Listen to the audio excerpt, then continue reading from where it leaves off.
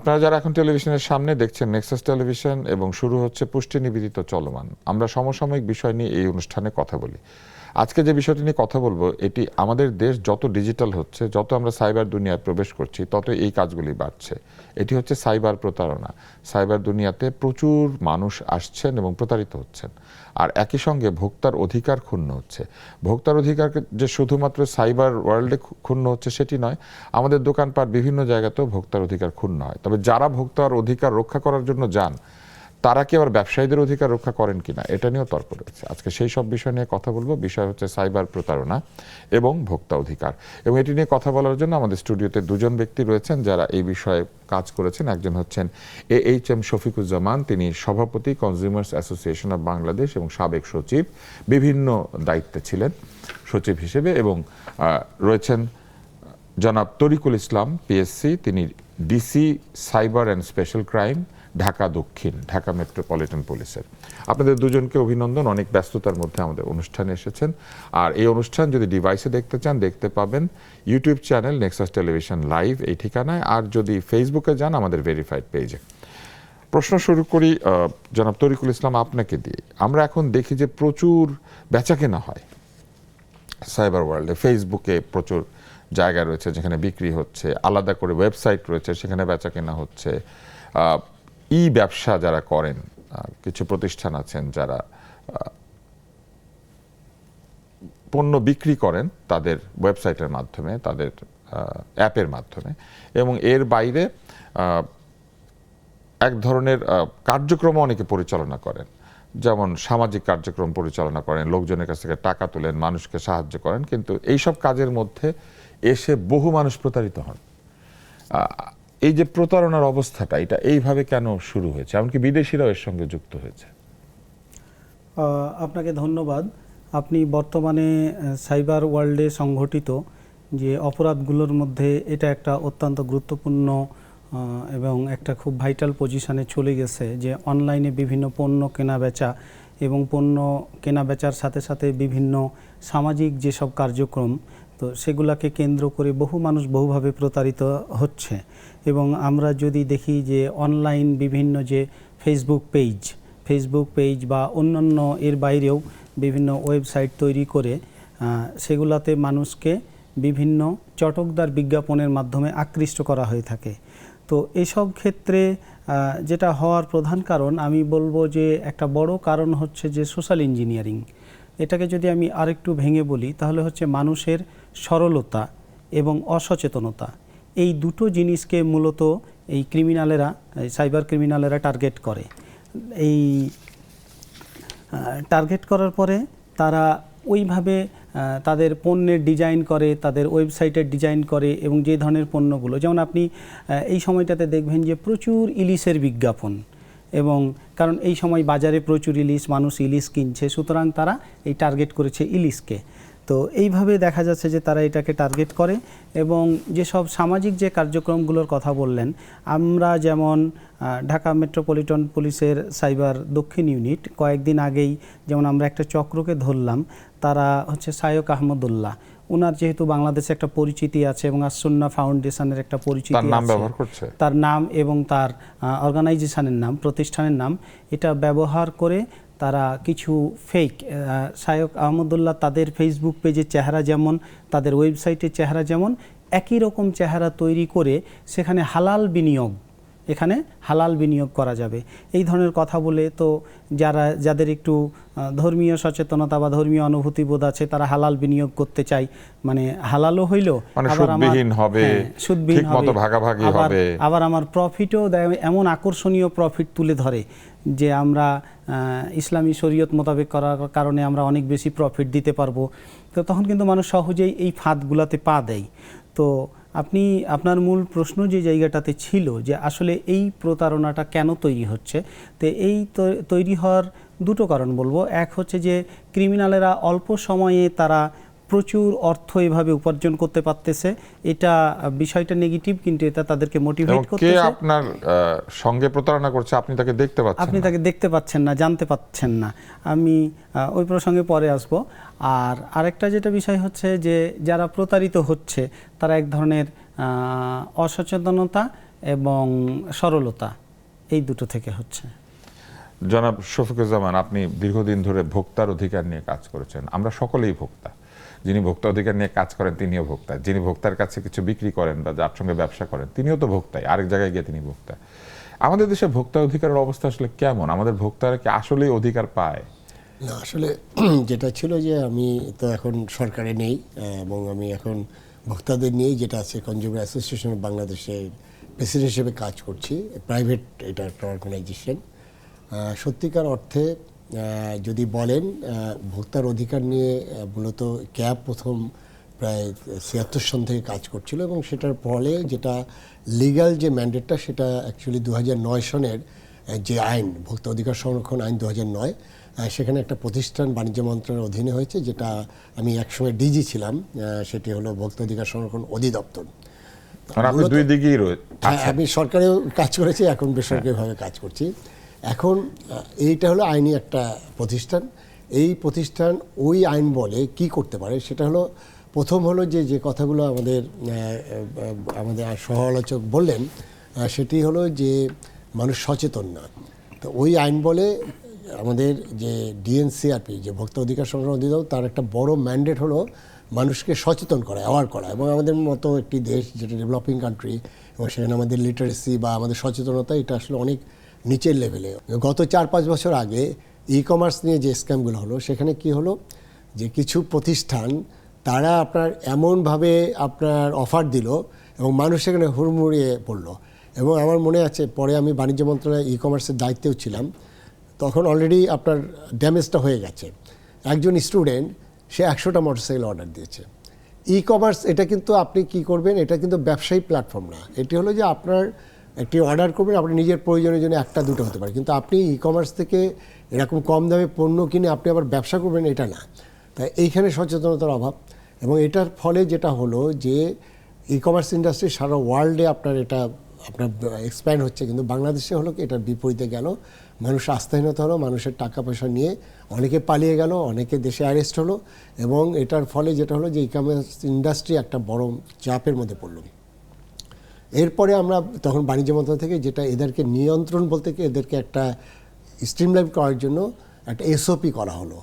এবং এই যে টাকাটা, যেটা অ্যাডভান্স টাকাটা, এটা হলো আপনার একটা স্ট্যান্ডার্ড অপারেটিং প্রসিডিউর তৈরি করলে আপনার একটা, এবং এই টাকাটা স্ক্র সার্ভিস আর কি থার্ড পার্টির কাছে এসক্রো সার্ভিসের মধ্যে আপনারা দিলেন যে মাঝখানে টাকাটাকে গ্রহণ করবে।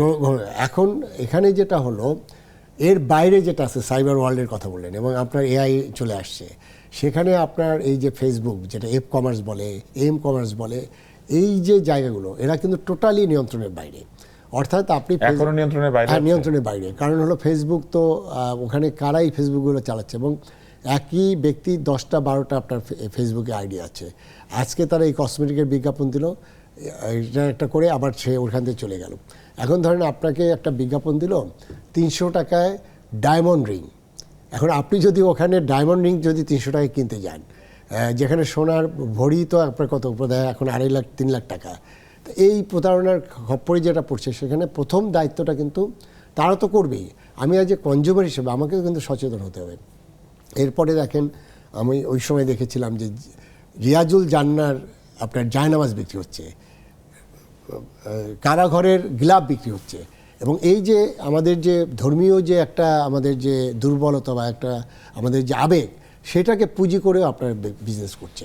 প্রবলেমটা হচ্ছে কি, যখন এইগুলোর অভিযোগগুলো আসছে, শত শত অভিযোগ ভোক্তা অধিদপ্তরে আসছে, আমরা কিন্তু যাদের বিরুদ্ধে অভিযোগ তাদেরকে আমরা খুঁজে পাচ্ছি না, কারণ তারা তো সাইবার ওয়ার্ল্ডের, তারা আসলে কোথায় আছে, তাদের কোনো অ্যাড্রেস নাই, কোনো লোকেশন নেই। এই কারণে আমরা করলাম ডিবিআইডির ব্যবস্থা। অর্থাৎ ই কমার্সে যদি বিজনেস করতে হয় তাহলে আরজিএসে আমাদের যে কোম্পানি আইনের যে রেজিস্ট্রেশন হয়, যারা এই রেজিস্ট্রেশন নিয়েছে তারা রেজিস্ট্রেশন নাম্বার সহ এসে ব্যবসা করতে পারবে। তো এটা একটা নিয়ন্ত্রণের জন্য আছে। আর একটা হলো আমাদের ভোক্তা অধিকার সংরক্ষণ আইনেরও কিছু দুর্বলতা আছে। সেখানে মূলত 10টা সেক্টর নিয়ে কাজ করে। সেখানে আপনি স্বাস্থ্য সেক্টরে, আপনি একজন ডাক্তার, স্বাস্থ্য সেক্টর কিন্তু এর বাইরে। কিন্তু ফার্মেসিতে আপনার যদি নকল ভেজাল ওষুধ বিক্রি করে তখন এটা আছে। একইভাবে শিক্ষা সেক্টর বাইরে, পর্যটন বাইরে, এবং এই যে সাইবার ওয়ার্ল্ডের এইটাও কিন্তু বাইরে। এই কারণে আমরা তো ওই সময়টা আমরা চেষ্টা করেছিলাম যে এইখানে আপনার ই কমার্সের একটা অ্যাক্ট করার জন্য, কিন্তু সেটি এখন পর্যন্ত আলোর মুখ স্বাস্থ্য এবং শিক্ষাকে বাইরে রাখার হয়তো যুক্তি আছে, কিন্তু পর্যটন বাইরে কেন? না, তখন ওই যে যখন আইনটা করা হয়েছে তখন 10টা সেক্টর নিয়ে এটাকে করা হয়েছে, এবং আমরা চেষ্টা করেছিলাম যে আইনটাকে আরেকটু মানে আপগ্রেড করা, এবং সেখানে আরও 5টা সেক্টর মানে আমি শিক্ষার যেটা বলছি, শিক্ষা ব্যবস্থা না, শিক্ষাতে যে আপনি যে ইংলিশ স্কুলগুলোতে আপনি 500 টাকা দাম দিয়ে আপনার একটা কলম কিনতে হবে, একটা কিনতে হবে, আপনার ড্রেসটা বানাতে হবে, যেটি হয়তো বাজারে আপনার অনেক কম দামে। সেটা কি শিক্ষা মন্ত্রণালয় নিজেই তদারক করতে পারে? তদারক করবে, কিন্তু সেই ক্যাপাসিটি বা সেই জায়গাটায় তো তাদের আইনি ম্যান্ডেটটা নেই। তারা হয়তো স্কুলে রেজিস্ট্রেশন দিয়েছে, কিন্তু যেখানে আমার প্রতারণা হয়েছে, ভোক্তার অধিকার ক্ষুণ্ণ হয়েছে, সেটা তো আপনার ভোক্তা আইনে কাভার থাকতে হবে। এই জায়গাগুলোতে অনেকগুলো আপনার ব্যত্যয় আছে। আর একটা জিনিস হলো যে আমাদের তো প্রযুক্তি বা এই জায়গাগুলোতে অনেক অ্যাডভান্স হচ্ছে এবং দিন দিন পরিবর্তন হচ্ছে। সেই অনুযায়ী সরকারি যে সংস্থাগুলো আছে তাদের ক্যাপাসিটিরও সমস্যা আছে। এইগুলো ধরতে গেলে সেই টেকনোলজিক্যাল নোহাও বা এটা কিন্তু ওই সক্ষমতাও নেই। এবং ইভেন আমার পাশে যে সমালোচকরা আছেন ডিবি, তারা হয়তো আপনার যেটা আইডেন্টিফাই করছে, কিন্তু সেখানে এনফোর্সমেন্টের যে জায়গাগুলোতে সেখানেও কিন্তু আইনেরও অনেকগুলো ব্যারিয়ার আছে। এবং সাইবার যে আইনগুলো সেটা নিয়ে তো অনেক ডিবেট চলছে, এবং সাইবার বুলিংয়ের যে এগুলো আছে, এবং সবচেয়ে ভয়াবহ যে জায়গাটা আছে, আপনি তো পণ্যের কথা বললেন, পণ্যের বাইরে যে আর্থিক বিষয়গুলো আছে, অর্থাৎ যে আপনাকে এরকম প্রতারণার ছক করে যে আর্থিক বিষয়গুলো, এটা কিন্তু এখনও কিন্তু আপনার কোনো জায়গায় কোনো আইনে কিন্তু আপনার খুব বেশি নিয়ন্ত্রণ করা যাচ্ছে না। সেখানে আমি মনে করি যে এই ধরনের ফেক বিষয়গুলো অবশ্যই মানুষকে সচেতন হতে হবে, এবং সচেতনতার মাধ্যমে নতুন সংসদের এই বিষয়ে অনেক কিছু করার রয়েছে, নতুন আইন তৈরি করা, কিংবা আমাদের যে সাইবার আইনটি রয়েছে সেটা নিশ্চয়ই একটা পরিবর্তন দরকার। অন্তর্বর্তী সরকার যে আইন নিয়ে কাজ করলেন সেখানে কি এই বিষয়গুলো অ্যাড্রেস করা হয়েছে? অন্তর্বর্তী সরকার যে আইন নিয়ে কাজ করেছে, আমি যদি বলি সেটা হলো যে আপনার এক রাতের মধ্যে আইন বানিয়ে কাজ করেছে। আসলে একটা আইন করতে গেলে আপনাকে স্টেক হোল্ডার কনসালটেশন লাগবে, যাদের নিয়ে কাজ করবেন। সাইবার অপরাধ আইনটাকে একটু এদিক সেদিক নাড়াচাড়া করেছে। আপনি তো টেবিলে বসে আইন বানালে হবে না। আপনাকে একটা আইন করতে গেলে দেশের উপযোগী, অর্থাৎ এটার যারা স্টেক হোল্ডার আছে সেই স্টেক হোল্ডারের সাথে আপনি যদি আলোচনাই না করেন তাহলে সেই আইন তো করলে হবে না। এবং এই যে এই সময় আপনার দেখেন 120টার মতো আইন হয়েছে ওই ইন্টারিম গভর্নমেন্টের সময়। অ্যাকচুয়ালি আমরা কতটুকু জানি কোন আইন? আমরা তেমন জানি না, আমরা আসলে জানি না। জানার জন্যই কিন্তু আসলে পুষ্টি নিবেদিত চলমান। স্টেক হোল্ডার কারা? একটি অনুষ্ঠানের স্টেক হোল্ডার হচ্ছেন দর্শকরা, এবং এই দর্শকদের সাথে আমরা এই আলোচনাকে ভাগ করি এই কারণে যে আমরা চাই আমাদের অনুষ্ঠানের মধ্যে দিয়ে দর্শকরা আরও জানুক এবং তারা তাদের নিজেদের জীবনকে সুরক্ষিত করতে পারুক। বিরতির পর ফিরে আসছি।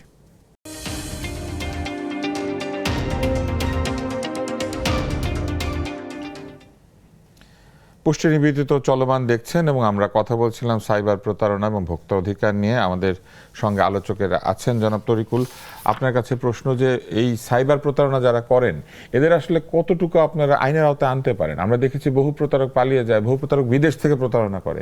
এখন একটা নতুন প্রতারণা এসেছে, সেখানে আমাদের মতো মানুষদের ছবি ব্যবহার করে ঔষধ জাতীয় বস্তু বিক্রি করা হচ্ছে, এবং এটা নিয়ে জিডি করলে কিংবা অভিযোগ করলেও কোনো প্রতিকার হচ্ছে না, কারণ এদেরকে খুঁজে পাওয়া যায় না। অথচ আমাদের এখানে তো ফেসবুক অ্যাকাউন্ট করতে অন্তত একটা মোবাইল নাম্বার লাগে বা কিছু লাগে। এটা আসলে কতটুকু ট্রেস করা যাবে? আমাদের একজন অধ্যাপক ঢাকা মেডিকেল কলেজের প্রিন্সিপাল ছিলেন, তার নাম দিয়ে বাতের ওষুধ বিক্রি করা হচ্ছে, এবং যেটা আসলে ভুয়া। আমার নাম দিয়ে ঔষধ বিক্রি করা হচ্ছে, যেটা একেবারে অবিশ্বাস্য। আমি কেন ঔষধ আবিষ্কার করতে যাব সেটা বিক্রি করব? কিন্তু এটা হচ্ছে, এবং আমাদের বিভিন্ন টেলিভিশন অনুষ্ঠান থেকে ছবি নিয়ে এআই দিয়ে সেখানে কথা এবং ঠোঁটের নড়াচড়া বসিয়ে দিয়ে এই কাজগুলি করা হচ্ছে। সবচেয়ে ভয়ঙ্কর হচ্ছে বাংলাদেশ ব্যাংকের আগের গভর্নর যিনি মনসুর সাহেব, তাকে নিয়ে একটা আছে এরকম। সামিটের যিনি প্রধান আজিজ খানকে নিয়ে একটা আছে, এখন যিনি অর্থমন্ত্রী তাকে নিয়ে একটা আছে, এমনকি এখন যিনি মাননীয় প্রধানমন্ত্রী তাকে নিয়ে পর্যন্ত এরকম ভুয়া সাইট এবং ভুয়া বক্তব্য আছে, এবং বোঝাই যায় যে এগুলো বিদেশ থেকে তৈরি করা। আব্দুল্লাহ আবু সাইদ স্যারকে নিয়ে একটা আছে। তো এরকম অনেককে নিয়ে আছে। এটা আপনারা কেন বন্ধ করতে পারছেন না, বা কোনো চেষ্টা কি চলছে? ধন্যবাদ। আপনি খুবই গুরুত্বপূর্ণ, অভিযোগ না করলে আপনারা স্বতঃপ্রবৃত্ত হয়ে কেন বন্ধ করেন না? অভিযোগের জন্য কেন অপেক্ষা করেন? খুবই গুরুত্বপূর্ণ একটি বিষয়ের আপনি এখানে অবতারণা করেছেন।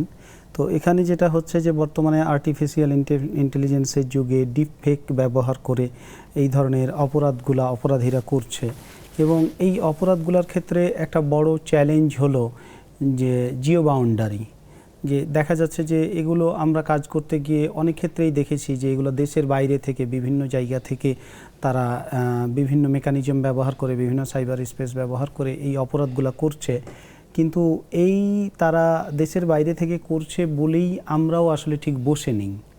আমরা আমাদের জায়গা থেকে এগুলোকে বিভিন্নভাবে আন্তর্জাতিক যেসব বিভিন্ন সংস্থা এগুলোর সাথে জড়িত, বিভিন্ন সোশ্যাল মিডিয়া গ্রুপ থেকে তাদের সাথে আমরা প্রতিনিয়ত বিভিন্নভাবে যোগাযোগ অব্যাহত রাখছি এবং এদেরকে চিহ্নিত করছি।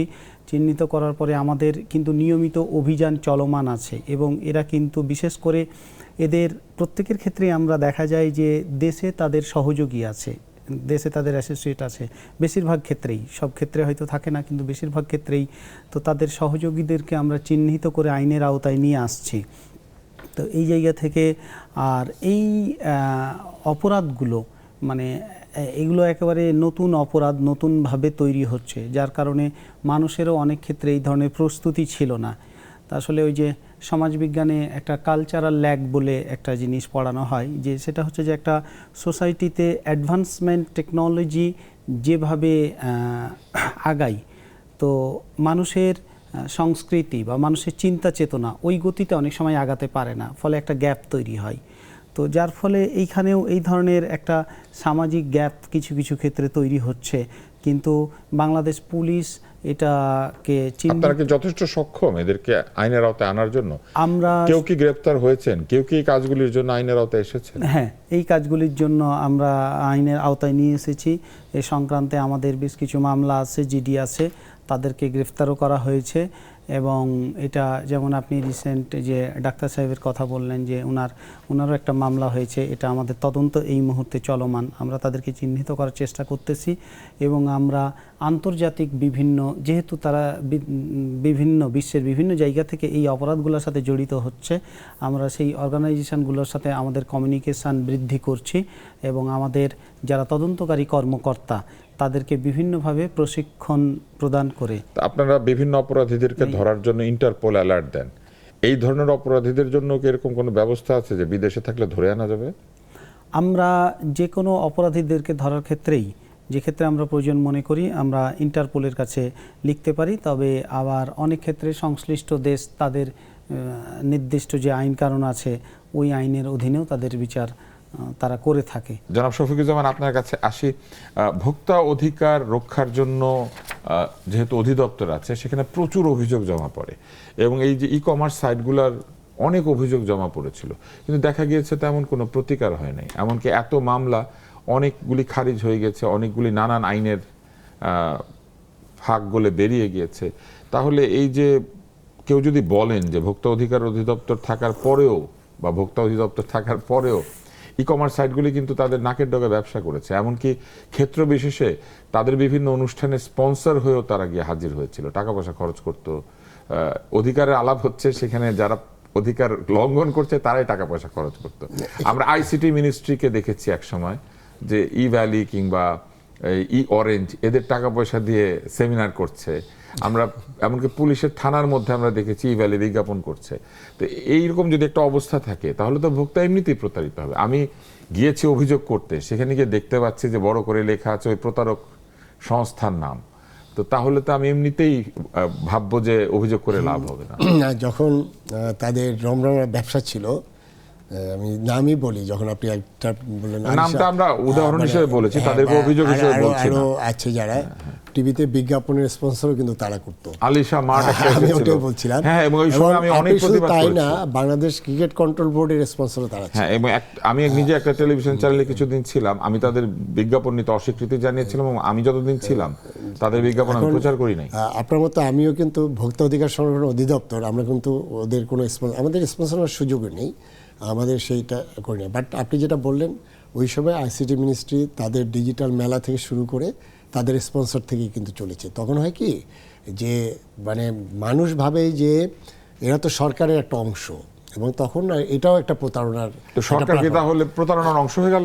অংশ হয়ে গেছে তো, মানে গেছে। এখন আপনি যেটা বললেন যে মামলাগুলোর কি। সরকারি লোকেরা তাদেরকে বলেছে তারা বাংলাদেশের অ্যামাজন, হ্যাঁ, এখন যেটা প্রবলেমটা হয়ে গেছে, তারপরে বেজোসকে গ্রেপ্তার করেছে।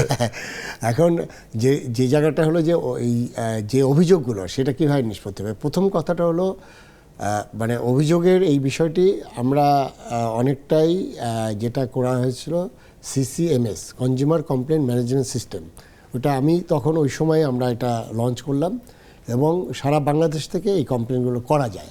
সেটা হলো শুধু কমার্সের না, সবগুলো, এবং সেটা কিন্তু ভালোভাবেই রান করছে। কিন্তু কমার্সের যে কমপ্লেনগুলো, সেখানে প্রবলেমটা হয়ে গেছে কি যে আপনার এই একটি অরেঞ্জ নামে একটা প্রতিষ্ঠান আছে, তারা তো পালিয়ে গেছে, মালিক পক্ষ নেই। একজন আছে আপনার কি দুবাইতে একটা প্রতিষ্ঠানের মালিক, সে পালিয়ে গেছে। একজন আছে সানদিয়াগোতে, সেখান থেকে এখন আমরা তো তাদের অফিস কিচ্ছু নেই। এখন ধরেন একটা অভিযোগ আসার পরে তাদেরকে তো আমার ডেকে এনে শুনতে হবে, তাদের কোনো কিছু এক্সিস্টেন্স নাই।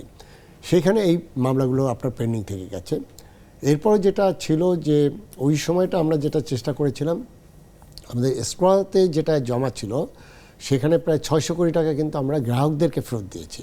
কিন্তু এটি যথেষ্ট নয়, যেখানে হাজার হাজার কোটি টাকা গেছে এবং এই টাকাগুলো বার্ন হয়ে গেছে ওই যে বিজ্ঞাপনে বা এইগুলো বার্ন হয়ে গেছে। এখন সেই জায়গাটায় তো আপনি যতক্ষণে তাদেরকে আমরা নিয়ে আসতে না পারবো ততক্ষণে তো আর এটা অ্যাডজাস্ট করা যাচ্ছে না। আরেকটি যে জায়গাটা আছে যে আমাদের যেটা হয়, আমাদের মধ্যে যে অতি লাভ করব এই প্রবণতা কিন্তু সব জায়গায় আছে। উনি যেটা উদাহরণ দিলেন যে আপনাদের ওই যে আলসুন্নার ওখানে আপনার ইসলামিক বিনিয়োগ করে যেটা হালাল ব্যবসা করবে, এখন আমার তো বোঝা উচিত যে এখানে যে ইন্টারেস্ট রেট দিচ্ছে বাংলাদেশে সার্বিক যে অবস্থা, সেখানে যদি আপনার 20% ইন্টারেস্ট দেয় বা 1 লাখ টাকায় আপনার 50,000 টাকা আপনার ইয়েতে 5 মাসের মধ্যে দিবে, তো এটা তো এক্সিস্ট করবে না। তদারকি কে করবে? এইটার জন্যই তো আপনার যেগুলো আছে, যে আইনের যেটা আছে এখন ধরেন ফিনান্সিয়াল ইনস্টিটিউটগুলো, এটা টোটালি আপনার আমাদের যেটা বাংলাদেশ ব্যাংক অথবা আমাদের যেটা আর্থিক প্রতিষ্ঠান বিভাগ তাদের। এখন এই যে ব্যাংক যেগুলো আপনার বিশেষ করে কোঅপারেটিভের নামে যেটা করছে, সেটার তো এক একটা প্রতিষ্ঠান আছে। বাংলা সরকারের যেটা তারা যখন তাদের দায়িত্ব পালন করে না তখনও কি ভোক্তার অধিকার ক্ষুণ্ণ হয় না? তারা যখন ভোক্তার অধিকার তো প্রতি মুহূর্তে ক্ষুণ্ণ হচ্ছে, প্রতি মুহূর্তে। আপনি যে আজকে যে আমি বিদ্যুতের বিল দিচ্ছি, আমি তো দাবিদার যে আমি আনইন্টারাপ্টেড বিদ্যুৎ পাবো, আমি ভোল্টেজ, আপনি ডিমান্ড চার্জ দিয়েছেন, আমার ভোল্টেজ ড্রপ করবে না, আমার ফ্রিজটা নষ্ট হবে না। আমি গ্যাসের বিল দিচ্ছি, আমি গ্যাসের প্রবাহ থাকবে এবং আনইন্টারাপ্টেড থাকবে। তো এটা তো আমরা আমাদের ওয়াসার বিল দিচ্ছি। আমাদের এই ভোক্তা অধিকার কি তিতাস গ্যাসকে কখনো জরিমানা করেছে? ওই যে সরকারি প্রতিষ্ঠান, এখানে সরকারকে জরিমানা করা যাবে না? সরকার যখন পণ্য বিক্রি করে সে আমার কাছ থেকে ভ্যাট ট্যাক্স সব নিবে, তাকে কেন জরিমানা করা? ওই যে আইনের কাঠামোতে আপনার ওই জায়গাটা সীমাবদ্ধ, ওই যে যেমন আপনার ওয়াসা বা এই জায়গাগুলোতে আপনার সীমাবদ্ধ। তার মানে কি এই দেশে ভোক্তার অধিকার ক্ষুণ্ণকারী আমাদের সরকারও আছে? সরকার বলতে তো আপনার সরকার সিস্টেমটাই তো তাই। সরকারি সিস্টেমে আমরা তো তিতাস গ্যাসের বিরুদ্ধে কমপ্লেইন করতে আসলে পারি না, তার কাছে কমপ্লেইন করতে হয়। তিতাস গ্যাসকে কি কমপ্লেইন করতে হয়? আপনি ভোক্তার কাছে কমপ্লেইন করলে আমরা কিন্তু সেই জায়গায় নোটিশ করে, কিন্তু আপনার ওই যে একটা এখন ধরেন ওখানে ভোক্তার আইনে সর্বোচ্চ ধরেন ওই আইনের ওই ধারায় আছে 50,000 টাকা জরিমানা, কিন্তু ক্রাইমটা এত বেশি, সেটা তো আপনার এই 50,000 টাকা জরিমানা হবে না।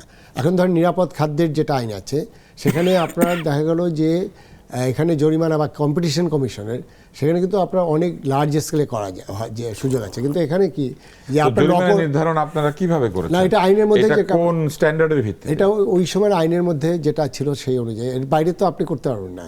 আইনি কাঠামোর মধ্যে তো এই স্ট্যান্ডার্ডটা যখন সেট করা হয়, ধরেন 2 লাখ টাকা, এই জায়গাটায় 5 লাখ টাকা, এটা কিভাবে সর্বোচ্চ 5 লাখ টাকা জরিমানা, এই টাকাটা কিভাবে সেট করা? টাকাটা তখন স্টেক হোল্ডার কনসালটেশন করে, বা এখানে তো অবশ্যই ব্যবসায়ীদের আপনার একটা প্রভাব থাকে সরকারের বিরুদ্ধে, সরকারের মধ্যে ব্যবসায়ীদের একটা প্রভাব আছে না।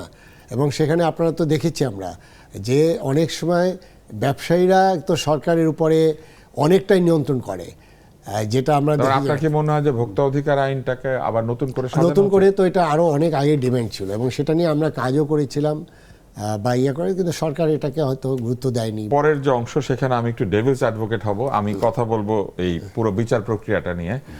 আশা করছি আমাদের সঙ্গে থাকবেন। পুষ্টি নিবেদিত চলমান একটা বিরতি নিচ্ছি, ফিরে এসে আমরা এই যে মোবাইল কোর্ট রয়েছে, জরিমানার ব্যবস্থা রয়েছে, নানান জায়গাতে পণ্য পরীক্ষার বিষয় রয়েছে, এইগুলি নিয়ে কথা বলবো।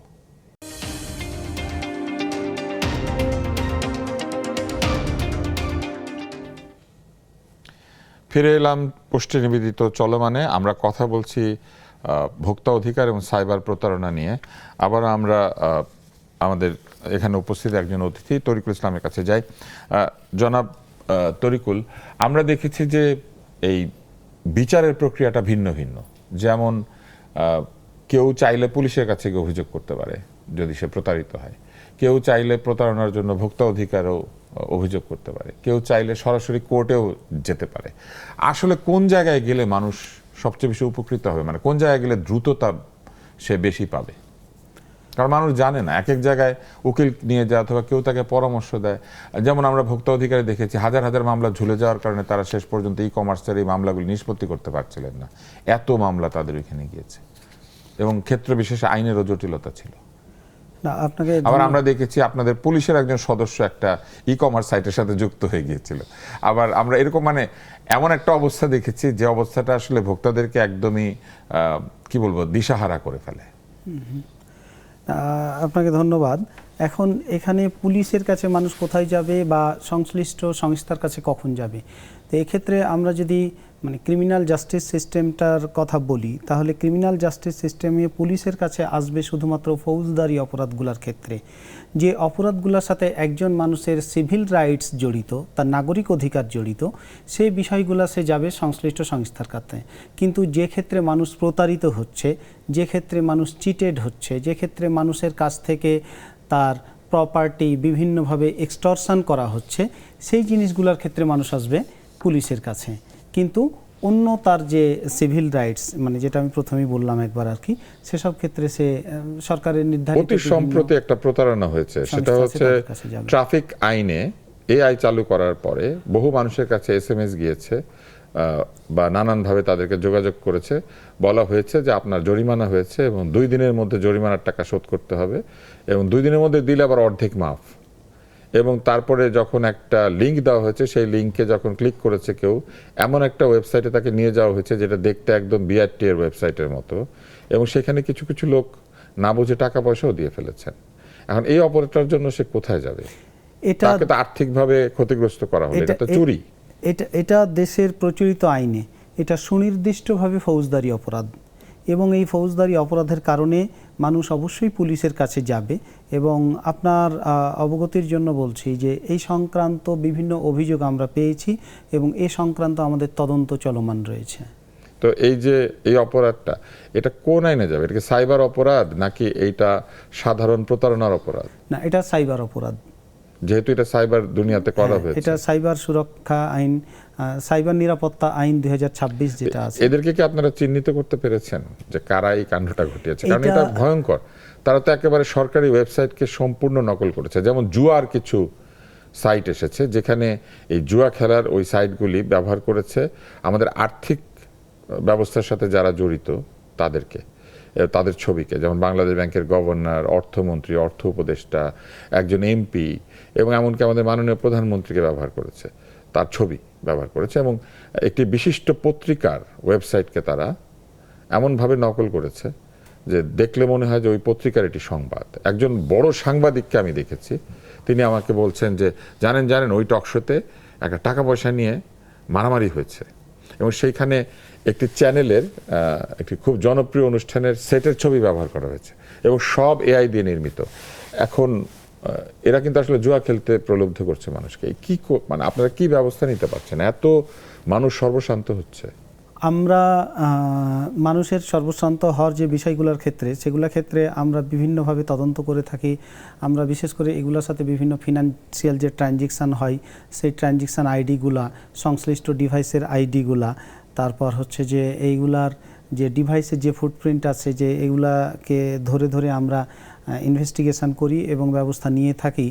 আর আপনি সম্প্রতি ঢাকা মেট্রোপলিটন পুলিশের ট্রাফিক সিস্টেমে যে এআই ক্যামেরা ইন্ট্রোডিউস করা হয়েছে, সেটাকে কেন্দ্র করে মানুষের কাছে যে এসএমএস পাঠানো এবং আপনি যেমনটা বলছিলেন যে নকল বিআরটি এর মতো হুবহু এরকম একটা ওয়েবসাইট তৈরি করা, তো এই বিষয়গুলো নিয়ে আমার জানা মতে এটা নিয়ে বাংলাদেশের সিআইডি কাজ করতেছে, প্লাস আমরা ঢাকা মেট্রোপলিটন পুলিশের ডিবিও এটা নিয়ে আমরা কাজ করতেছি। প্রতিবন্ধী কিংবা বিশেষ শিশুদের যে ভাতা, সেইটা নিয়ে একটা বিরাট প্রতারণা হয়েছে, এবং সরকারি যে ভাতাগুলি দেওয়া হয় সেটা নিয়েও বিরাট প্রতারণা হয়েছে।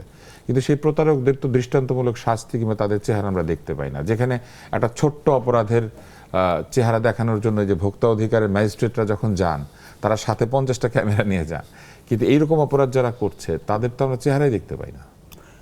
যে যারা ভিকটিমাইজ হয়, এই ভিকটিমাইজ হওয়ার বিষয়গুলো আমরা মানে ইনফরমালি যত বেশি শুনি, আমরা ভিকটিমরা কিন্তু প্রকৃতপক্ষে আমাদের কাছে অনেকেই কিন্তু আসতে চায় না। কেন আসতে চায় না? সে চিন্তা করে যে আমি হয়তো ভিকটিমাইজ হয়ে আমার কাছ থেকে 10,000 টাকা প্রতারণা করে নিয়ে গেছে বা 20,000 টাকা প্রতারণা করে নিয়ে গেছে, আবার পুলিশের কাছে যাব, ওখান থেকে আবার মামলা হবে, আমাকে কোর্টে যেতে হবে, উকিলের কাছে যেতে হবে। এই যে সে টোটাল বিষয়গুলোকে কেন্দ্র করে সে মনে করে আমার গেছে, এটার উপর দিয়ে যাক। কিন্তু আসলে আমাদেরকে নাগরিকদেরকে একটু সচেতন হতে হবে এবং চিন্তা করতে হবে যে এইটা যাওয়ার মানে কিন্তু শুধু যে আমার 10,000 টাকা গেল এরকম না, এটা পুরো একটা সিস্টেমকে নষ্ট করে ফেলতেছে। এবং এই আমি যদি না যাই, আমি যদি আমার অভিযোগটা না করি বা আমি না জানাই এবং আমি এদের আইডেন্টিফিকেশানে ইনভেস্টিগেশনে সহযোগিতা না করি, তাহলে কিন্তু আলটিমেটলি ক্রিমিনালেরা মোটিভেটেড হয়। জনাব শফিক, আপনার কাছে আসি। আমরা দেখি যে ভোক্তা অধিকারের হয়ে বা বিভিন্ন সময়ে যারা এক্সিকিউটিভ ম্যাজিস্ট্রেট তারা বের হন, এবং বের হলে তারা বিভিন্ন জায়গাতে যান, কিন্তু অনেক ক্ষেত্রে তাদের পরীক্ষা নির্ভুল হয় না। কিন্তু যেমন বিগত সরকারের সময় একবার পুলিশ বেরিয়ে এসেছিলেন, তারা আমের মধ্যে নাকি ফরমালিন থাকে এই কথা বলে অসংখ্য আম বিক্রেতার আমকে তারা ট্রাকের চাকার নিচে পিষ্ট করে দিয়েছিলেন। পরে আবিষ্কার হয়েছিল যে এই কিটের মধ্যে ভুল আছে, আমে আসলে ফরমালিন দেয়ই না, কিন্তু ফরমালিন আছে এই কথা বলে এটা প্রচার করা হয়েছিল। এটার নেতৃত্ব দিয়েছিলেন বেনজির সাহেব। এই যে ঘটনাগুলি ঘটে, এইসব ক্ষেত্রে কি যিনি ক্ষতিগ্রস্ত হলেন, যেমন তখন রাস্তার আম ব্যবসায়ীরা ক্ষতিগ্রস্ত হয়েছিল, এবং ওখানে ক্ষতিগ্রস্ত হয়েছিল খুচরা বিক্রেতা, কারণ সে আড়ত থেকে আম নিয়ে আসে, সে তো ওখানে ওষুধও দেয় না, কিছুই করে না। অথচ খুচরা বিক্রেতাদেরকে আম ধ্বংস করে দেওয়া হয়েছিল যে এই আম বিষাক্ত। এরকম ক্ষেত্রে যিনি ব্যবসায়ী তিনি তো কোনো ক্ষতিপূরণ পান না। এই ভুল স্বীকার করা হয়েছিল যে আমের কিটে ভুল আছে, এটা স্থগিত করা হলো, কিন্তু ব্যবসায়ীর অধিকার তাহলে কোথায় সংরক্ষিত? প্রথমে একটু পারসেপশনটা একটু ক্লিয়ার করি। ভোক্তার যে অফিসার এরা কিন্তু ম্যাজিস্ট্রেট না, আপনারা না, কিন্তু যায় তো। মানে ইয়েতে এক্সিকিউটিভ ম্যাজিস্ট্রেট এরা আসলে যারা আমাদের অ্যাডমিন ক্যাডারের, তারা হলো এক্সিকিউটিভ ম্যাজিস্ট্রেট, যেটা হলো ডিসির আন্ডারে, জেলা প্রশাসনের আন্ডারে থাকে। আপনার ভোক্তা যে আইনটা আছে সেটা হলো যে মানে তারা তো সেই আইনের অধীনেই কাজ করে। ভোক্তার ডিজি মানে আপনার এই অধিদপ্তরের প্রধান, উনি তার অফিসার যারা আছে ওরা হলো এডি, অ্যাসিস্ট্যান্ট ডাইরেক্টর, ডেপুটি ডাইরেক্টর, এরকম লেভেলে ডাইরেক্টররা আছে। তাদের কিন্তু ওই ম্যাজিস্ট্রিয়াল পাওয়ারটা নাই। তারা কি অভিযান পরিচালনা করে না? তারা যে অভিযান পরিচালনা করে, আপনারা যেটা দেখেন ইউটিউব ফেসবুকে, তারা হলো অ্যাডমিনিস্ট্রেটিভ অভিযান করে এবং তারা শুধুমাত্র ফাইন করে, কিন্তু তাদেরকে জরিমানা দিতে পারে, জেল দিতে পারে না। জরিমানা করে সেটা ওই আইনের আওতায়। আর এক্সিকিউটিভ ম্যাজিস্ট্রেট সেটা হলো মোবাইল কোর্ট আইন যেটা আছে, মোবাইল কোর্ট আইনে আবার এই ভোক্তা আইনটাও আছে। এই দুইটা কি দুই রকম কোর্ট? না, হ্যাঁ, দুই রকম কোর্ট। মানে এক্সিকিউটিভ কোর্ট শুধু ফাইন করতে পারে, সেটা হলো ভোক্তার যে অফিসাররা, তারা কিন্তু আপনার জেল দিতে পারে না। যদি কাউকে ওরকম দিতে হয় তাহলে আবার আপনাকে ওই যে ফৌজদারি কোর্টে যেতে হবে। ব্যবসায়ীর অধিকার ক্ষুণ্ণ হয়। হ্যাঁ, অবশ্যই ক্ষুণ্ণ হয়। ব্যবসায়ী এবং সেই জায়গাটায় যেটা হলো যে ওই যাদের কথা বললেন, মানে যে ব্যক্তির নাম উচ্চারণ করলেন, সেই ব্যক্তির নিয়ে তো আমি আর কথা বলি, যেহেতু ব্যক্তির কথা বলছি না, ওই যে যেটা, এবং হ্যাঁ, একটা হলো যে প্রথম হলো যে আম বিক্রেতারা তো ক্ষতিপূরণ পায়নি। এখন সেখানে যেটা দরকার ছিল সেটি হলো যে আপনার এইটা যে ফরমালিন, সেটা তো আপনাকে একটা ল্যাবে টেস্ট করতে হবে। না, তারা একটা কিট নিয়ে গিয়েছিলেন, কিন্তু সেই কিট, এটা হলো মানে এখন বিষয়টা হলো যে ভোক্তা অধিদপ্তর এত বেশি ওই সময় ভাইব্রেন্ট ছিল, যে কোনো অভিযান, যে কোনো ম্যাজিস্ট্রেটের বা অন্য যারা অভিযান করে সবাই মনে করে যে ভোক্তার অফিসাররা করছে। এটা একটা প্রবলেম আর কি। সব কিন্তু ভোক্তা আইনে করা হয় না।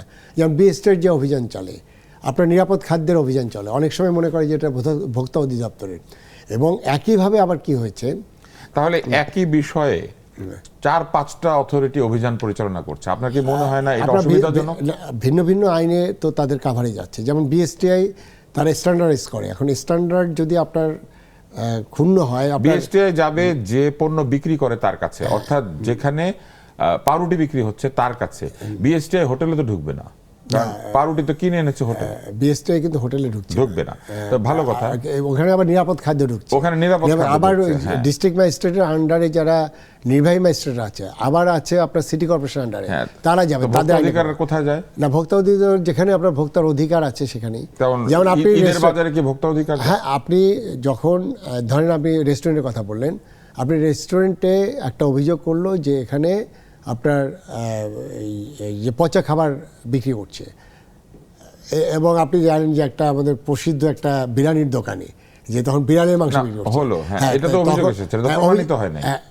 হ্যাঁ, অভিযোগ আসলে বা এরকম হলে তো তখন ভোক্তার অধিকার ক্ষুণ্ণ হয়ে যাবে। এবং সেখানে আমি বললাম না যে 10টা বিষয় আছে, এর বাইরে আবার তার মানে কি এটা ওভারল্যাপিং হয়ে যাচ্ছে না? ওভারল্যাপিং তো অনেক জায়গায় সেটা কি অসুবিধাজনক না ব্যবসায়ীদের জন্য? অবশ্যই। আপনার এই যে রেস্টুরেন্ট মালিকরা তো সবসময় অভিযোগ করে যে আজকে অমুক দপ্তর আসলো, কালকে অমুক দপ্তর। এবং আপনি জানেন বাংলাদেশের ঢাকা শহরে বৈধভাবে রেস্টুরেন্টের কোনো লাইসেন্স নেই, কারণ হলো 17টা ডিপার্টমেন্ট থেকে লাইসেন্স নিতে হয়। তো এটা ব্যবসায়ীদের জন্য অবশ্যই অসুবিধাজনক না? এবং বাংলাদেশে তো ব্যবসা করা, আমি তো অনেক সময় বলি, আমি সরকারে যখন ছিলাম, তাহলে ব্যবসায়ীদের অধিকার কে রক্ষা করবে? বাংলাদেশে ব্যবসা করাটা এটা একটা মানে সৎভাবে ব্যবসা করা যাবে না। তো প্রশ্নটা ওইখানে যে এই ব্যবসায়ীদের জায়গায় তো অধিকার সমন্বয় কে করতে, রক্ষা এটা তো করবে? সরকারের দায়িত্ব।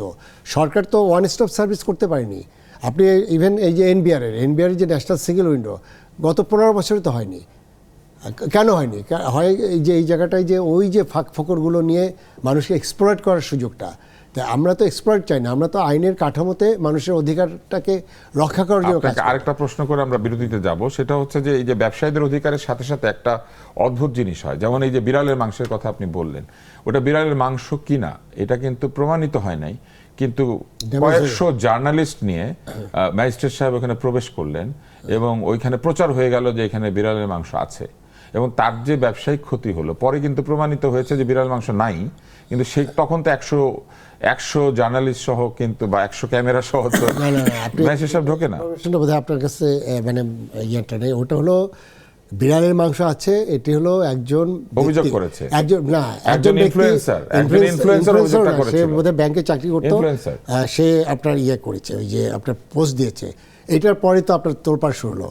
আমরা যেটা গিয়েছিলাম, আমি তখন পাঠিয়েছিলাম যে তাদের এটা ট্র্যাক করার জন্য। তখন কিন্তু আপনার ওই ক্যামেরাও যায়নি বা ইয়েও করেনি। পরে কিন্তু আমি তখন সাংবাদিক সম্মেলন করে আমরা এটা বললাম, কারণ ব্যবসা আমি দেখছি যে এটা একটা মানে একটা ইয়ের মধ্যে চলে গেছে, যে প্রত্যেকটা মানুষ যারা ওখানে এত পপুলার ছিল, যারা খেয়েছে, তাদের সবার মধ্যে একটা ট্রমা তৈরি হয়েছে। এবং তখন আমরা এটা ওই ব্যবসায়ীকে প্রোটেকশন দেওয়ার জন্য কিন্তু আমরা তখন না, সে ক্ষতি তো হয়েছে যে ওই ফেসবুকের ইয়ের জন্য, ফেসবুকের পোস্টের জন্য তাকে তো আর খুঁজে পাওয়া যায়নি। এবং এই ফেসবুকের পোস্টের জন্য যে লোকটাই ক্ষতিটা করলো তার শাস্তি কি? তাকে খুঁজে পাওয়া যায়নি। তো এইটাই তো আপনাদের কাজটা ছিল যে তাকে খুঁজে বের করা। আরেকটা হচ্ছে ম্যাজিস্ট্রেট সাহেবরা কিন্তু ক্যামেরা নিয়ে যান না, ওটা হলো যে যেই যাক, মানে কোনো ম্যাজিস্ট্রেট সাহেব তো যান। এই যে ক্যামেরা নিয়ে যাওয়ার বিষয়টা, এটা কি ব্যবসায়ীর অধিকারকে ক্ষুণ্ণ করে না? কেননা অপরাধ প্রমাণিত হয়েছে কিংবা হয় নাই, এখন তার আগেই ক্যামেরা নিয়ে হলো আপনার প্রচুর ইউটিউবার, সেখানে অপ্রশিক্ষিত সাংবাদিকরা থাকেন, অনেক তারা ইউটিউবার নানান ধরনের বদনাম করেন। এই অপ্রশিক্ষিত সাংবাদিক নিয়ে যাওয়া এটাও কি একটা মানহীন কাজ না? না, আমরা তো কাউকে তো দাওয়াত দিয়ে যাচ্ছে না। যেটা হচ্ছে কি যে আপনার ওই যে ইউটিউবার যারা, এরা তো আপনার মানে নিয়ন্ত্রণের বাইরে। এখন ইউটিউবে যেটা হচ্ছে আপনার মিলিয়ন ভিউ হচ্ছে বা ইয়ে করছে না, কিন্তু ম্যাজিস্ট্রেট সাহেব বা যিনি যাচ্ছেন তিনি তো বলতেই পারেন যে আমি ক্যামেরা নিব না, আপনাদেরকে নিব না সাথে। না, কিন্তু আমাদের যেটা ভোক্তার যেটা আইন আছে, আমাদের কিন্তু অফিসিয়ালি ক্যামেরাম্যান আছে। আপনার আইন অনুযায়ী সেটা কিন্তু একটা নিজস্ব ক্যামেরাম্যান আছেন। হ্যাঁ, কিন্তু আমরা দেখেছি সেটা একটা ক্যামেরা হওয়ার কথা, কিন্তু এখন দেখা যাচ্ছে যিনি ছবি তুলছেন তার হাতে একটা ক্যামেরা আছে, যিনি ভোক্তার ক্যামেরাম্যান, আরেকজন লোক মোবাইল দিয়ে ভিডিও করছে, ওটা ইউটিউবাররা করছে। হ্যাঁ, তো সেই ইউটিউবার কেন যাবে সাথে? এখন সেটা তো আপনি মানে আপনার কি ইয়ে কেউ যদি একটা নিউজ করতে যায় বা ইয়ে করতে, ইউটিউবার তো স্ট্যান্ডার্ড নিউজ গ্যাদারিং করার জন্য লাইসেন্স না। ইউটিউবার তো এখন সব জায়গায় সবকিছু, কিন্তু সেটা কি আপনারা অ্যালাউ করতে পারেন আসলে? এখন সেটা প্রশ্ন হলো যে আপনার এই যে সাংবাদিকদের যে এটা, সে কোনো তো শৃঙ্খলা নেই। এখন এই জায়গাগুলোতে বলতে গেলে তো আপনার সাংবাদিকদেরকে এই প্রশ্নটা রেখে বিরতিতে যাব। যারা দোকানে গিয়ে শৃঙ্খলা আশা করছে, যারা ব্যবসায়ীর কাছে শৃঙ্খলা আশা করছে, যারা ফুটপাত থেকে শুরু করে ফ্রিজ সব পরিষ্কার রাখার কথা বলছে, তারা নিজেদের সাথে কেন অনিয়ন্ত্রিত লোকজন নিয়ে যাচ্ছে? এটা কি একটা অসুবিধাজনক বিষয় না? না, এটা আপনি দুইভাবে দেখতে পারেন। একটা হলো যে ঘটনাগুলো ঘটছে, যেটা প্রমাণিত ঘটনা, যেমন আপনি ইন্ডাস্ট্রিয়াল রং মেশাচ্ছেন খাবারে, এই মানুষটা আমাদের কিন্তু আইনে কাভার করা আছে। এটার জন্য আপনারা প্রেস কনফারেন্স করতে পারেন, কিন্তু এই যে ইন্ডাস্ট্রিয়াল রং যে মেশানো হচ্ছে কি হচ্ছে না, যেমন আপনারা ইন্ডাস্ট্রিয়াল রং সহ তো ওখানে পাওয়া যাচ্ছে না, কিন্তু 100 জন মানুষের কাছে হয়তো আপনারা গিয়েছেন, হ্যাঁ, তার মধ্যে 99টার মধ্যে হয়তো এটা পান নাই। যাদেরকে পান নাই তাদেরকে কিন্তু আপনি দেখাচ্ছেন না, একজনকে পেয়েছেন তাকেই দেখাচ্ছেন, এবং তাকে দেখানোর পর লোকে মনে করছে সব হোটেলে এটা ঘটছে। এটা হচ্ছে সব হোটেলে। এবং আমি আপনাকে একটা ভিডিও রিল দেখাতে পারবো যেখানে একজন ব্র্যান্ডের নাম বলে দিচ্ছেন, ভোক্তা অধিকারের একজন ব্যক্তি বলছেন ফস্টার ক্লার্ক আছে তো সেটা আপনারা ব্যবহার করতে পারেন। এটাও কি উনি ভিডিওতে বলতে পারেন? একটা কোম্পানির নাম যদি বলে থাকে সেটা তো আপনি কোনো কোম্পানির কথা বলতে পারেন। উনি বলেছেন, উনি কিন্তু দায়িত্বশীল ব্যক্তি। তো আমরা এই জায়গায় এসে একটা ছোট্ট বিরতি নিচ্ছি পুষ্টি নিবেদিত চলমানে, এবং ফিরে আসছি আমরা পরের আলোচনাটুকু করার জন্য।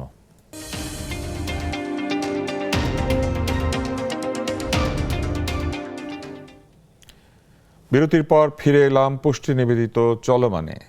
এখন কিন্তু মানুষ বুঝতেও পারে না যে কোথায় কিভাবে তার সাইবার অধিকার ক্ষুণ্ণ হচ্ছে। আপনি ব্যবহার করছেন একটি ডিভাইস, সেখানেও কিন্তু আপনার প্রোটেকশন পাওয়ার অধিকার আছে, আপনার রক্ষা পাওয়ার বা প্রতিরক্ষা পাওয়ার অধিকার আছে, কিন্তু সেটা কোথায় ক্ষুণ্ণ হচ্ছে, কারা ক্ষুণ্ণ করছেন মানুষ বুঝতে পারে না। যে কারণে তরিকুল ইসলাম আপনাকে প্রশ্ন করতে চাই, আমরা দেখেছি নগদ বিকাশ বা MFS মোবাইল ফিনান্সিয়াল সিস্টেমে প্রচুর প্রতারণা হচ্ছে, নানান রকম ভাবে মানুষের পাসওয়ার্ড হাতিয়ে নেওয়া হচ্ছে। যারা টাকা লোড করেন ফ্লেক্সি বা এই যে মোবাইলে টাকা রিচার্জ করেন, এদের ওইখান থেকেও এই প্রতারণার ঘটনা ঘটছে। আমরা দেখছি যে বিভিন্ন পেজে অগ্রিম টাকা নিয়ে সেই পেজ হাওয়া হয়ে যাচ্ছে। আমরা দেখছি যে বলা হচ্ছে ইউটিউবে বসে বসে লাইক দিবেন, বিজ্ঞাপন দেখবেন, অনেক অনেক টাকা পাবেন। জুয়ার সাইট থেকে প্রতারণা করা হচ্ছে। নারী, শিশু এবং সম্মানিত ব্যক্তিদের ছবি হ্যাক করে AI দিয়ে তৈরি করে অথবা এমনিতেও ব্যক্তিগত ছবি প্রচার করে দেওয়া হচ্ছে এবং হুমকি দেওয়া হচ্ছে যে ব্যক্তিগত ছবি প্রচার করে দিব।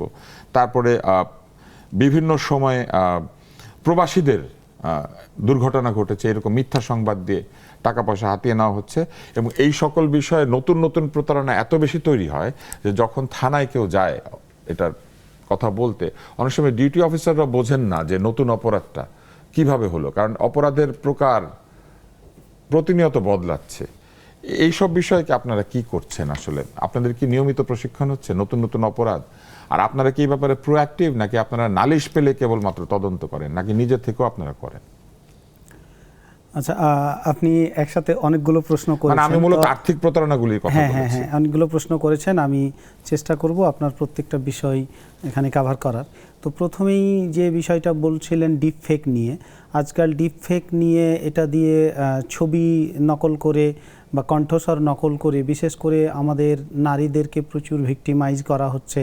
তাদের বিভিন্ন রকম আপত্তিকর ছবি তৈরি করে সেগুলো বিভিন্ন সামাজিক যোগাযোগ মাধ্যমে ছড়িয়ে দেওয়ার হুমকি দেখায়, তাদের কাছ থেকে টাকা পয়সা আদায় করা হচ্ছে বা বিভিন্নভাবে হয়রানি করা হচ্ছে।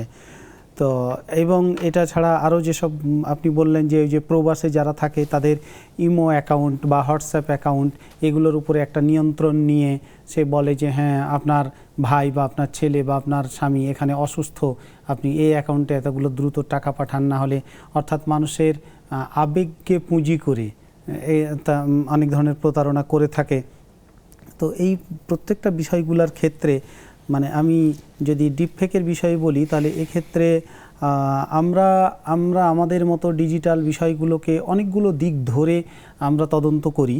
এই তদন্ত করার ক্ষেত্রে যেমন বেশিরভাগ সাইবার অপরাধগুলোর ক্ষেত্রে আমাদের একটা পর্যবেক্ষণ হলো যে তার আলটিমেট অবজেক্টিভ থাকে এখান থেকে ফাইন্যান্সিয়াল গেইন করা, এবং এর বাইরেও কিছু বিষয় আছে, বাট অধিকাংশ ক্ষেত্রেই কিন্তু থাকে সে যা করছে তার মানে লাস্ট এন্ড হচ্ছে কিছু ফাইন্যান্সিয়াল গেইন। তো এই ক্ষেত্রে আমি বলবো যে আমরা তাদের এই ফিনান্সিয়াল যে ট্রানজ্যাকশান হয়, এই ট্রেলগুলা, এই আইপিগুলা, তারপর এই ডিজিটাল ডিভাইসগুলা, এগুলোকে অ্যানালাইসিস করে আমরা তদন্ত করে তাদেরকে আইনের আওতায় নিয়ে আসি। এবং এক্ষেত্রে আমরা দুইভাবেই কাজ করি। আমরা প্রিভেন্টিভ মেজার হিসাবে আমরা প্রতিনিয়ত সাইবার পেট্রোলিং করি, বিভিন্ন সোশ্যাল মিডিয়াগুলো মনিটর করি, বিভিন্ন ইউটিউব মনিটর করি, এবং অন্যান্য যে জায়গাগুলোতে যেখান থেকে যা খবর পাই সেই অনুযায়ী কিন্তু আমরা প্রোঅ্যাক্টিভ ব্যবস্থা হিসাবে আপনি যদি দেখবেন যে আমরা প্রচুর পুলিশবাদী হয়ে মামলা করি। সাইবার মামলাগুলোর ক্ষেত্রে একটা বড় অংশ হচ্ছে পুলিশবাদী মামলা। পুলিশবাদী মামলার অর্থই হচ্ছে যে আমরা প্রোঅ্যাক্টিভলি কাজটা করেছি। আর যেগুলো আমরা ভিকটিমের অভিযোগ পাই, ভিকটিমের অভিযোগ পাওয়ার পরেও কিন্তু আমরা সেক্ষেত্রে সেই কাজগুলো করে থাকি। জনাব শফিক, আপনার কাছে আসি। অনুষ্ঠানের সময় সীমাবদ্ধতার কারণে আমরা অনেক বিরাট একটা বিষয়, সব আলোচনা হয়তো করতে পারছি না, আরও আলোচনা করব। এই জায়গাতে এসে আপনার কাছে জানতে চাই যে আমাদের আইনের দুর্বলতা আছে, সংগঠনগুলির লোকবলের স্বল্পতা আছে, অর্থের যে বিনিয়োগ বা অর্থের যে যোগান সেখানেও সমস্যা রয়েছে, পাশাপাশি নতুন নতুন অপরাধও তৈরি হচ্ছে। কিন্তু কিছু কিছু ক্ষেত্রে কি আপনার মনে হয় যে এই বিচারের প্রক্রিয়াটা বা যেভাবে আমরা এই বিষয়টাকে অ্যাড্রেস করছি সেখানেও দুর্বলতা রয়েছে? যেমন যেটা আমরা বললাম যে মোবাইল কোর্ট যায় কিংবা একজন পরিদর্শক যান, পরিদর্শক গিয়ে জরিমানা করেন, কিন্তু সেখানে একটা ডিসক্রিশনারি জায়গা থেকে যায়। তো একই অপরাধের জন্য কারো হয়তো বিবেচনা করা হচ্ছে ছোট দোকান তোমার 10,000, বড় দোকান তুমি 2 লাখ, কিন্তু অপরাধ তো একই। তাহলে এইখানে কি একটা বৈষম্য হয় না? এটা হচ্ছে একটা। আরেকটা হচ্ছে যে কিছু কিছু ক্ষেত্রে ব্যক্তিগত বায়াস এই যিনি বিচার করছেন তার কাজ করে। যেমন মোবাইল কোর্টের বেলা যেটা ঘটে যে উনি অবজার্ভ করেন, উনি দেখেন, উনি কমপ্লেনটা রেইজ করেন, কারণ ওনার দেখে মনে হয়েছে যে এইটা ঠিক নাই। আবার উনিই জাজমেন্ট করেন এবং তারপরে শাস্তিটা উনিই দেন। বিচার ব্যবস্থায় কিন্তু আসলে এটা হয় না। একজন অভিযোগ করে, একজন তদন্ত করে, একজন আটক করে, একজন বিচার করে এবং ফাঁসি হলে জল্লাদ ফাঁসি দেয়, বিচারক তো গিয়ে ফাঁসি দেয় না। কিন্তু এই মোবাইল কোর্টের বেলায় উনি ঢুকে উনিই সব কিছু। আপনার কি মনে হয় না যে এইসব ক্ষেত্রে ব্যক্তিগত বায়াস কাজ করতে পারে? যেমন একটা ছোট্ট উদাহরণ দিয়ে এই প্রশ্নের উত্তরটা নিব, তারপর আমরা শেষ করব। একজন এরকম ব্যক্তি যিনি অথরিটি, তিনি বলছেন যে আপনি ফ্লেভার ব্যবহার করেছেন, ফ্লেভার দিবেন না। কিন্তু বাংলাদেশ শুধু না, সারা পৃথিবীতে যত চিকেন ফ্রাই হয় কমার্শিয়াল দোকানে, তারা কিন্তু যে গন্ধটা ব্যবহার করে এটা কিন্তু মুরগির গন্ধ না, এটা চিকেন ফ্রাইয়ের একটা স্পেশাল ফ্লেভার, যেটা এই ফাস্ট ফুডের সবগুলি পশ্চিমে উদ্ভাবন করেছে, যে মুরগি ভাজলে এটা হচ্ছে মুরগি ভাজার গন্ধ, এবং আপনি দেখবেন যে একই গন্ধ এই কারণে পাওয়া যায়। এখন উনি বলছেন যে ফ্লেভার দিবা না, কিন্তু সারা দুনিয়ায় তো দিচ্ছেন। ফ্লেভার ওনার পছন্দ না, সারা পৃথিবীতে ফুড গ্রেড রং ব্যবহার করা হয়, উনি বলছেন একদম রং দিবেন না। কিন্তু একটা পণ্য আছে বাংলাদেশে মিষ্টি, যেটার নাম হচ্ছে কালো জাম, ওইটার ভিতরে লাল রং ছিল বলে ওইটা কালো জাম। এখন আপনি সাদা জাম তৈরি করে আপনি বলছেন যে এটা কালো জাম। তো এইসব ক্ষেত্রে কি আমাদের ওই কুলিনারি সায়েন্স সেটারও গুরুত্ব দেওয়ার প্রয়োজন নাই? প্রথম যেটা আছে যে আপনি প্রথম পার্টে যেটা বললেন যে আইনের অনেক দুর্বলতা আছে, এবং সেই আইন কিন্তু কখনো কিন্তু ফিক্সড না, এটা কিন্তু এই স্ট্যাটিক না, এটা কিন্তু ডাইনামিক। অর্থাৎ যুগের পরিবর্তনের সাথে সাথে কিন্তু আইন পরিবর্তন হবে। এবং আমাদের বাংলাদেশে এখনও অনেক কিছু আইন আছে, যেমন আপনি জুয়ার কথা একটু বললেন, সেই জুয়ার আইনটা কত বছর আগের। হ্যাঁ, জুয়ার আইনে 50 টাকা না 100 টাকা দিলে পরে দোষ স্বীকার করলে ছেড়ে দেয়। এবং আমি তো একটা সময় ম্যাজিস্ট্রেট ছিলাম, এত বড় অপরাধ আমরা হাতে হাতে ধরলাম, কিন্তু আপনার জরিমানা করা যায় 100 টাকা জরিমানা দিয়ে দোষ স্বীকার করে বেরিয়ে যায়। অর্থাৎ যে আমাদের যে আইনগুলোকে যুগোপযোগী করা, এবং এই যে যেটা সাইবার নিয়ে যে কথাগুলো বললেন, এটা টেকনোলজি এত দিন দিন পরিবর্তন হচ্ছে, সেটার জন্য প্রথম হলো যে ক্যাপাসিটির ঘাটতি আছে। অর্থাৎ সরকারের যারা বাস্তবায়ন করবে, সেটি হলো তাদের যে টেকনিক্যাল নো হাউ বা এই জায়গাটায় কিন্তু দুর্বল। আমরা কিন্তু এখনও বিটকয়েন বা ক্রিপ্টোকারেন্সির যে জনক কি আপনার সাতোশি নাকামোতো, আমরা কিন্তু ওই ব্যক্তিটা আছে কিনা জানি না। এরকম একটা ইনভিজিবল ব্যক্তি, তাকে আপনি খুঁজে বের করা কিন্তু এত সহজ নয়। এখন প্রথম কথা হলো যে এই আইনের কাঠামোগুলো আপনার আপডেট করা, আর একটা হলো যারা আইন প্রয়োগ করছে তাদের কতটুকু টেকনিক্যাল নো হাউ আছে, এটাও কিন্তু তাদেরকে ট্রেনিংয়ের প্রসেস। এখন সেই জায়গায় তো সেই বাজেট অ্যালোকেশন নাই, তাদের স্ট্রেনথেন করার নাই, তাদের লজিস্টিক নাই। এখন আপনি যেটা বললেন যে একই ব্যক্তি করছে না, অ্যাকচুয়ালি একই ব্যক্তি করছে না। যেটা আছে যে ধরেন আমাদের বিএসটের যে ম্যাজিস্ট্রেটরা যাচ্ছে, প্রসিকিউশন দিচ্ছে, কিন্তু বিএসটের অফিসাররা প্রসিকিউশন দিচ্ছে, এবং সেটাও ওই পক্ষকে শুনে তারপর আপনার এটা একটা সিদ্ধান্ত আসছে। মোবাইল কোর্ট আইন যেটা আছে, এটাকে বলে বেয়ার অ্যাক্ট, অর্থাৎ ক্ষুদ্র ক্ষুদ্র অপরাধের।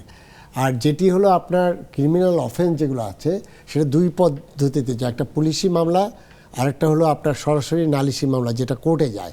এটা কিন্তু বিচার ব্যবস্থা আপনার এটি যেটা আছে, দুই পক্ষ তাদের উকিল বা তাদের প্রতিনিধিরা উপস্থাপন করার মাধ্যমে বিচারক তার জুডিশিয়াল মাইন্ড, সে নিরপেক্ষভাবেই কিন্তু এটা করছে। মোবাইল কোর্টকে সেটা করে না, মোবাইল কোর্টে তো আপনার ওইটা বেয়ার অ্যাক্টে তো আপনার ওই সুযোগটা নেই, ওইটা আইনটাই ওইভাবে করা হয়েছে। সেই আইনটাকে ব্যবসায়ীর না, অনেক জায়গায় তো বাংলাদেশে তো আপনার অনেক আইন আছে, কালো আইন আছে। এখন সেই কালো আইনের ব্যবহারটা আপনি যদি কালোভাবে করেন, এবং ব্যক্তির যেটা বললেন যে একটা ব্যক্তির যদি সে টেকনিক্যাল নোহাউ না থাকে বা সে যদি নিজে বায়াসড হয়ে করে, সেটা তো ওই ব্যক্তির অপরাধ। তবে অবশ্যই আমি বলবো বাংলাদেশের অনেক আইনগুলো আছে যেগুলো অনেক দুর্বলতা আছে, এবং আমরা মানে আমাদের সবসময় থাকবে যে আইনটা কাদের জন্য, আইন তো জনগণের জন্য।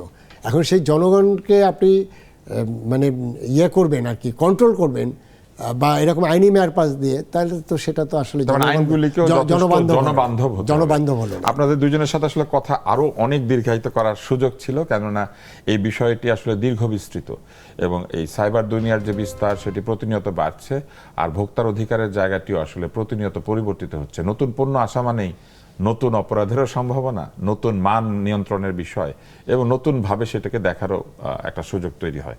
তো আপনাদের দুজনকে অনেক অনেক ধন্যবাদ। আজকে আমরা আলোচনাটাকে বাড়াতে পারলাম না, কিন্তু আমরা আশা করছি যে ভবিষ্যতে চলমানে আবার আপনাদেরকে পাবো, আরও কিছু বিষয়ের অবতারণা করতে পারবো।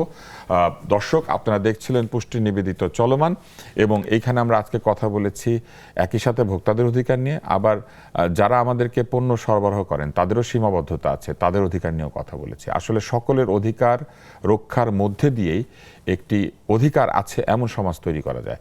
এবং পুষ্টি নিবেদিত চলমানে আজকের আলোচনার মূল উদ্দেশ্য এটাই ছিল যে আমরা যখন কিছু কিনি, আমাদের যেমন অধিকার রয়েছে, যারা আমাদের জন্য এই পণ্যগুলি সরবরাহ করার জন্য বিনিয়োগ করেন, সময় দেন, ঝুঁকি নেন, দোকান তৈরি করেন কিংবা ব্যবসা প্রতিষ্ঠান তৈরি করেন, তাদেরও অধিকার রয়েছে।